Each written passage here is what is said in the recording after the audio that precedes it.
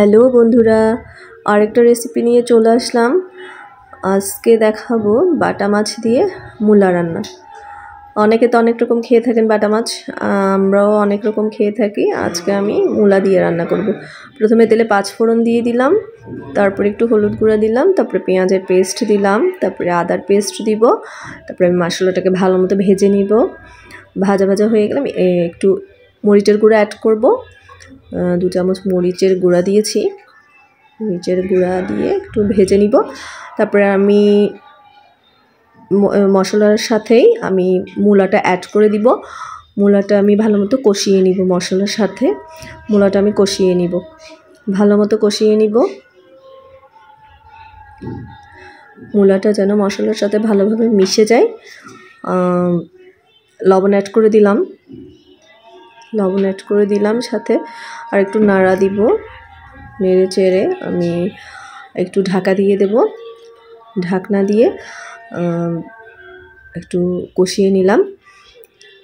তারপর আমি মূলার মধ্যে মশলার সাথে কষিয়ে আমি পানি অ্যাড করে দিলাম। পানি অ্যাড করে আমি একটু সিদ্ধ করে নেব মূলাটাকে।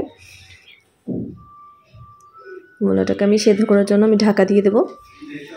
তারপরে এই যে হাফ সেদ্ধ হয়ে গেছে মূলা, আমি এখন মাছটা অ্যাড করে দিব। মাছটা অ্যাড করে আচ্ছা সরি, আমি পানি দিব, আর একটু পানি দিব। প্রথমে কষিয়েছি অল্প পানি দিয়ে, এখন আমি ঝোলের জন্য পানি দিলাম। আমার ছেলে আবার ঝোল খায় বেশি, আমার একটু ঝোল ঝোল করতে হয় মাছটা। যে কোনো তরকারি একটু ঝোল রাখতে হয়। মাছটা অ্যাড করে দিয়ে এই যে হয়ে গেল, পানি দিয়ে ঢাকা দিয়ে দিয়েছি। এই যে কমপ্লিট হয়ে গেল।